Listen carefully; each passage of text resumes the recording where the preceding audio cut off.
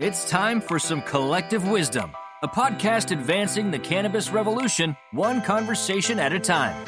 We all benefit from sharing knowledge and experiences. So if you want to learn about the business of cannabis from those in the trenches, you've come to the right place. Here's your host, Lisa Tollner, co-founder of SensiChew. Welcome. We are recording at MJ BizCon in Las Vegas, Nevada, and I have the pleasure of speaking with Anthony and Dave from Mont Kush. Welcome, gentlemen. Hey, Lisa. Thank you. Wisdom. How are you? It's nice of you to have us. It's my pleasure. So tell me what's happening in Vermont. Your intro there, the in the trenches, we have been in the trenches. I've been curious about the business for, a few years, like a lot of people, just looking at it from the periphery. And I had a very, very personal experience with my daughter, and I found myself in a hemp field last fall, and completely randomly, a friend of mine had an outdoor grow very close to Burlington, and found myself standing in the middle of this hemp field, and I just had this moment of clarity of, I want to do this. It was a very ethereal experience. So I called Dave up, my old friend of mine. We've known each other for 20 years, and I said, listen, I have this idea. Come up to Vermont with me. What do you think about maybe starting a hemp operation? So Dave drove up, and I basically said to him, talk me out of doing this. You're a good friend, Dave. Maybe. I tried zero farming experience, but I had a very personal experience with my daughter. I love the space. I love the fact that it's new. It's very exciting, the prospects of where this business can go. So I invited Dave up, and he decided to jump in with me. So we're partners on Mont Kush. Yeah, it's true. He called me to talk him out of it. I've known Sully for about 20 years. We met doing an adventure race called the Eco Challenge, which they've recently revived and will be airing again on Amazon. January 2020, I think it's coming out. So we met about 20 years ago doing that race, and we've stayed friends ever since. And every couple of years, he'll call me with a harebrained business idea, and I've turned down a number of them. This was the latest iteration, and I couldn't say no. It looked like we were witnessing a moment in time, a historic moment, seeing an outdoor grow of cannabis on the East Coast. So we jumped in, but what actually motivated Sully was his journey with CBD and his daughter. So it was a really personal thing. I have an 9-year-old little girl now. Her name's Devon, and she was born with a rare genetic disorder and has had an insurmountable amount of health issues. And she experienced seizure-like episodes when she was about 7, and they put her on a strong medication. It's called Keppra. I sometimes don't like to name the drug because I feel there's a lot of people that benefit from that particular drug. But my daughter had a very adverse reaction to it. She lost 20% of her body weight. They made a bed for her in a classroom. I mean, the list of side effects just went on and on and on. She literally lost her personality. And her mum suggested going down the cannabis road. And at first, I was not okay with it because I'm not a stoner. And I'm like, I don't know if I can have my 8-year-old or 7-year-old little girl at the time. I just don't know if I can do this. Then I looked at the alternative, and I'm like, okay, this is a no-brainer. I have to try it. Anyway, we tried CBD. We got her a compassionate medical marijuana card, and the results were astounding, and she's no longer on any pharmaceuticals, and it's been a very personal experience for me and my family. So that was my true north. So we went all in. We bought a 116-acre farm up in Plainfield, Vermont, about 10 miles from Montpelier. We had nothing on the farm at all. It was vacant land. It was just meadows and some woods, 116 acres, and we decided to plant about 60. We went from the ground up. We bought Oregon CBD genetics. We built 3 greenhouses, and we laid 55 miles of irrigation. Neither of us have ever planted anything, of any significance in our life before, and went all in. To make it, we have a great relationship with Tom Beers, who's the creator of Deadliest Catch and Ice Road Truckers. And I actually had a TV show with him back in the day called Pitchmen with the late, great Billy Mays, who's the former OxyClean spokesperson and one of my closest friends. I spoke to Dave and I said, what do you think about actually making some kind of TV show about our journey? And Dave was like, we should try this. So we had one camera guy embedded with us from the beginning. And then once we successfully planted, we realized that we had to film this. So we've had an army of production people filming our whole journey. And firstly, we had a successful harvest. We went right up against it. Mother Nature, the law, every single hurdle that could have hit us as a farm hit us. But you're still standing. We're still standing, and we're super psyched to be here in Vegas. It's just great. And just walking by today, I saw you here, and I thought, hey, banged on the window, and here we are talking to you. So it's great. So we've lived it. We've been in the trenches. It was a brutal year. Brutal, brutal, brutal. All I can say. There were a lot of rocks on that mountain. Well, it's a common theme in this industry that I hear from so many, especially anyone who touches the plant. It's one thing if you're doing packaging or you're doing bags or something that's unrelated, but if you touch the plant in any way, shape, or form, there's a hurdle you have to get over that is much different than if you're in an ancillary aspect to the industry. Sure. And you got to believe in it. You got to love it. You have to wholeheartedly feel that you're doing something good for the planet. Otherwise, you wouldn't put yourself through this kind of hell because it's hard. It's true. I've been an entrepreneur my whole life. I've had many successful businesses. This one, hands down, the most challenging. Without I would a agree. doubt. I think we'd both agree.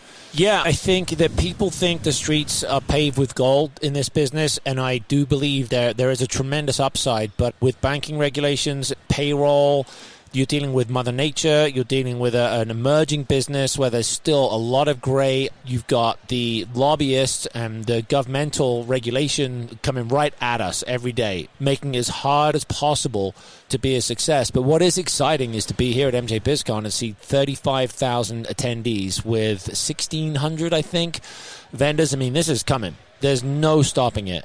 I'm known for being the OxyClean guy on TV, and we're cleaning, we're brand, we're mothers, we're children. But to come in here, a lot of people say, well, you're going to Vegas, it's MJ BizCon, everyone's going to be baked, everyone's going to be stoned, everyone's going to be high. There's no one, well, I'm sure there are a few people in here, but this is about the business of cannabis, and it's great to see, it's great to be part of it, it's super exciting. Is there any one thing that you've learned in this last year? Because you're the noobs, right? And you've been through a lot. You've obviously gone over some hurdles. There will be many more. But is there any one thing that you've learned in your first year that you would give as advice to another first-year entry? Well, all along the way, we were terrified of harvest. We witnessed it last year when we decided to jump in the business, watching from 30,000 feet another farm going through harvest, and it was a massive challenge for them. And they were losing a lot of their crop. So we spent a lot of time this year planning for harvest, and we were referring to it as the end of days, that it was the largest challenge we'd have to get through. So we over-engineered a drying system, and we successfully harvested, went like clockwork in the end of the day, but we spent a lot of time working on it. And so we've been very open with other farmers because there's lots of people that are trying their hand at it up in Vermont this year. And I think it's happening all across the country. But we've been very open with other farmers that have come to us to share with them what we're doing so that we could help them, because a lot of crops actually are still standing in Vermont today that weren't able to be harvested, that didn't come out of the ground because people weren't prepared. So that's the one thing I think I would share with anybody that's considering going in the ground with any significant amount of plants, is to really think about how you're going to harvest it. And even now we're going through new challenges with how are you going to monetize it? How are you going to sell it? So you really need to have a plan for that before you plant that first seed. We grossly underestimated the cost of what it was going to cost to get this done. And I was very much in charge of making sure Dave had the assets that he needed to get it done. And I would get these phone calls, late at night, I need this and I need this. As a CEO in charge of making sure that Dave had what he wanted, I couldn't say no to any of this. And all of a sudden, you look at the burden of the cash suck on this operation, it is a one-way fire hose of money going out. If anyone is thinking of just getting in to grow it, have a plan and have whatever you think you need financially, double it. Triple it, quadruple it. You just said it, double it, because you're dealing with so many unknowns, especially if you're rookies. And we had the pleasure of meeting with one of the biggest rice brokers in America last night, and he's thinking about getting into it. And we were sharing our stories with him.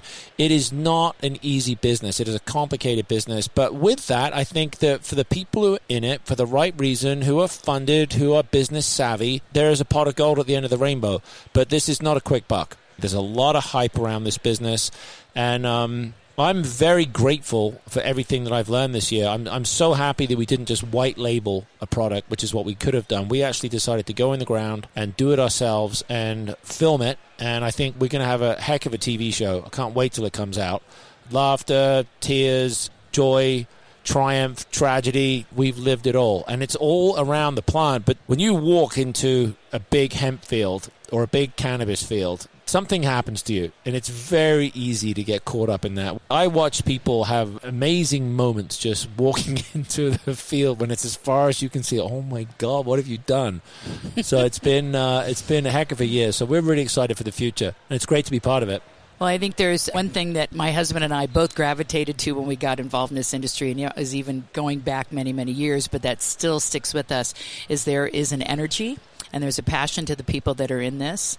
They come to this for different reasons, whether it's helping a loved one, in your case, your daughter, you have, a direct motivation for wanting to get in, or whether you're willing just to help others. I had a sort of a similar experience where my mom was dealing with chronic pain, couldn't take opioids anymore. And I was thinking, okay, well, gee, I remember smoking weed when I was in college, but it's changed a lot. And I kept reading, what was going on. And back in those days, you couldn't find anything on the internet. You could find out how to make cannabis butter. That was it. Right. And so through experimentation, through getting involved, eventually just talking to as many people as you can, you started to explore these different remedies that would provide pain relief.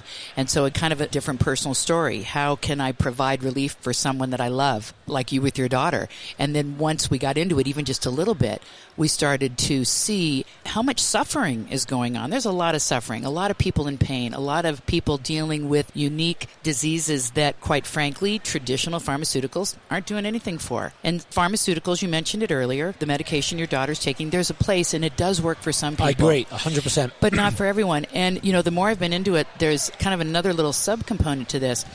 Most pharmaceuticals are a chemical derivative. They'll maybe come from plants or come from something in the natural world, but ultimately they're chemically oriented by the time it becomes a pill that you consume. Cannabis is about as close as you can get to a natural plant, and it's been an ancient remedy for thousands of years, and there's a reason for that. And I think we owe it to humanity to find out what it is, to find out how we can leverage its power, and to heal ourselves. Yeah. You can't really say it much better than that. We decided to extract solventlessly using heat and pressure, so we are successfully extracting the rosin from the plant to try and maintain the terpene profile, the lipids, the oils, so you get the entourage effect.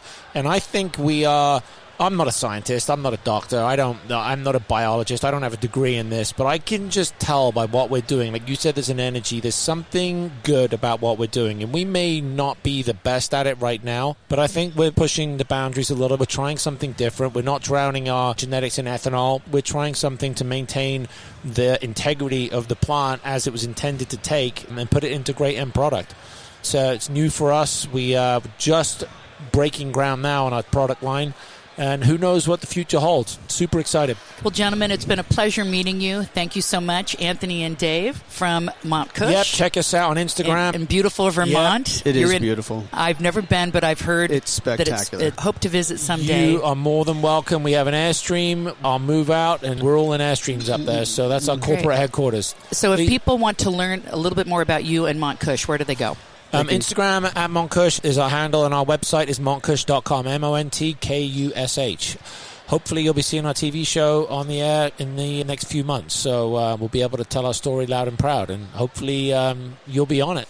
Oh, exciting. Well, thank you for the opportunity. It's been a pleasure talking to you. This is your host, Lisa Tollner. Thank you for joining us on Collective Wisdom. That's this week's episode of the Collective Wisdom Podcast. Join us each week for another episode on OC Talk Radio, streaming on Thursdays at 3 p.m., and you can download Collective Wisdom wherever you get your podcasts.